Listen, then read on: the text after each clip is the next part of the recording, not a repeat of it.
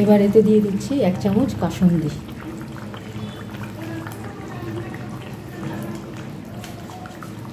গ্রেভিটা তাতে একটু গাঢ় হবে,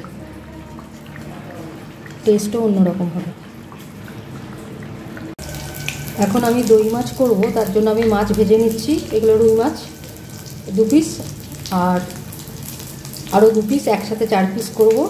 এখন মাছটা ভেজে নিচ্ছি, জাস্ট নুন হলুদ মাখিয়ে মাছ ভাজছি প্লেন সর্ষের তেলে, তারপরে দেখাচ্ছি। কাসুরি মেথি আমি একটু শুকনো খোলায় ভেজে নিচ্ছি, মটমটে হবে তাহলে। এগুলো কৌটোতে রাখলে ঠিক অতটা মটমটে থাকে না, এগুলো আমি বাড়িতেই বানিয়েছি। তো কাসুরি মেথিটা, এবার মাছটা ভাজা হয়ে গেছে, এবার কড়াটা পরিষ্কার করে কাসুরি মেথি একটু গরম করে নিচ্ছি। এবার আমি এই বাটিতে একটু দই গুলে নেব, একটু দই ফেটিয়ে নিচ্ছি।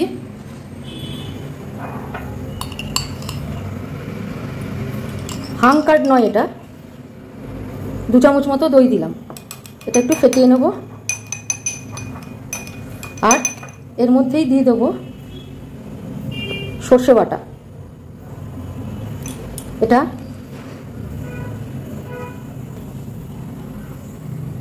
2 চামচ মতো সর্ষে বাটা এতে দিয়ে দিলাম।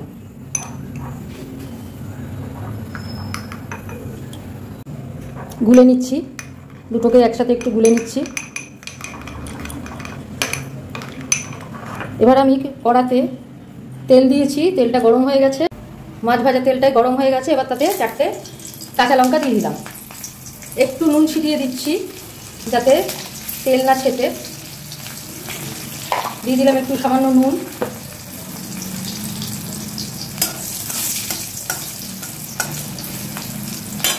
এবার এতে দিয়ে দেবো একটু টমেটো বাটা,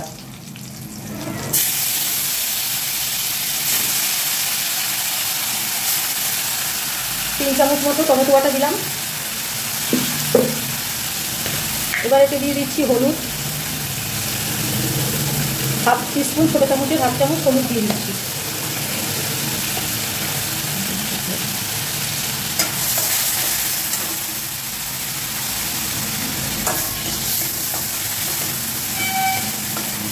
টমেটোর কাঁচা গন্ধটা চলে গেছে, এবারে আমি এই দইটা দিয়ে দেবো, দই সর্ষেটা দিয়ে দিলাম।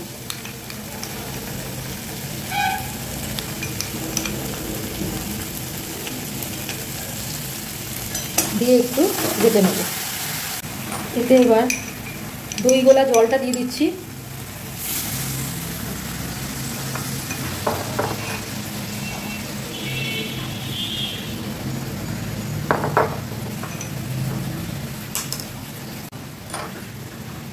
আর একটু জল দিয়ে দিলাম, এটা দইয়ের বাটি গোলা জল, তার সাথে আলাদা জলও মিশিয়ে দিচ্ছি। ব্যাস, এবার এতে আমি একটু মিষ্টি দিয়ে দেবো।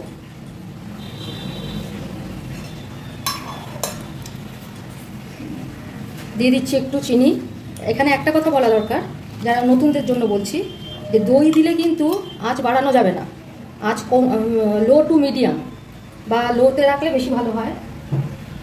কারণ দই বেশি যদি তাপ পায় তাহলে কিন্তু ছানা কেটে যেতে পারে, সেই জন্য আঁচ কিন্তু লো টু মিডিয়ামেই থাকবে। এবার এটা ফুটে উঠুক, তারপর দেখাচ্ছি কি করছি। গ্রেভিটা ফুটে উঠেছে, এবার আমি মাছগুলো ছেড়ে দেবো। আর একটা কথা বলি, নতুনদের উদ্দেশ্যেই বলছি, যে যদি শিম মাছে কেউ করতে না পারেন তাহলে একটা কাজও করতে পারেন, দইয়ের মধ্যে না একটু ময়দা বা কর্নফ্লাওয়ার গুলে নেবেন, তাহলে কিন্তু ওটা কেটে গেলেও বোঝা যাবে না। এই দুটো টিপস বলে দিলাম, অনেকেই জানেন, আমি নতুনদের জন্য বললাম। আবার এটা হোক, আর একটু নুন দেবো, নুন তো আমি ঠিকমতো দিইনি, এবার নুন দেব। যেহেতু দই আছে, টমেটো আছে, দইয়ের জন্য নোনতা ভাবটা থাকবে, তাই জন্য নুনটা এখানে আরও হাফ চামচ দিচ্ছি। প্রথমে একটু হাফ চামচ দিয়েছিলাম, টোটাল 1 চামচ নুন দিলাম। এবার এতে দিয়ে দিচ্ছি 1 চামচ কাসুন্দি। গ্রেভিটা তাতে একটু গাঢ় হবে, টেস্টও অন্যরকম হবে। আমার মাছ হয়ে এসছে, এবার নামাবো। তার আগে আমি একটু ওই কাসুরি মেথি আগে যেটা গুঁড়ো করে রেখেছিলাম সেটা এবার ছড়িয়ে দিচ্ছি। গ্যাস বন্ধ করে দিলাম। আমার আজকের মতো দই মাছ রেডি টু সার্ভ। পরের দিন অন্য কোনো রেসিপি নিয়ে ফিরে আসব। লাইক, শেয়ার, সাবস্ক্রাইব করতে ভুলবেন না।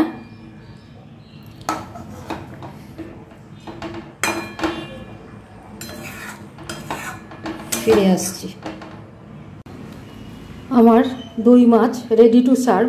এখানে একটা কথা বলি যে নুন, মিষ্টি আর ঝাল যে যার নিজের টেস্ট মতো করবেন, কারণ আমি যে কোনো রান্নাতে কিন্তু লঙ্কাটা আগে দিয়ে ভাজি যাতে ঝালটা বেরোয়।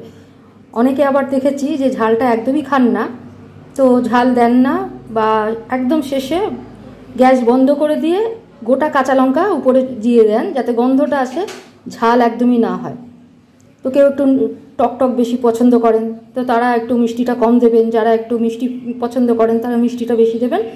তো সেই according to your test, as per your test আপনারা এগুলো ইউজ করবেন, নুন, মিষ্টি আর ঝাল।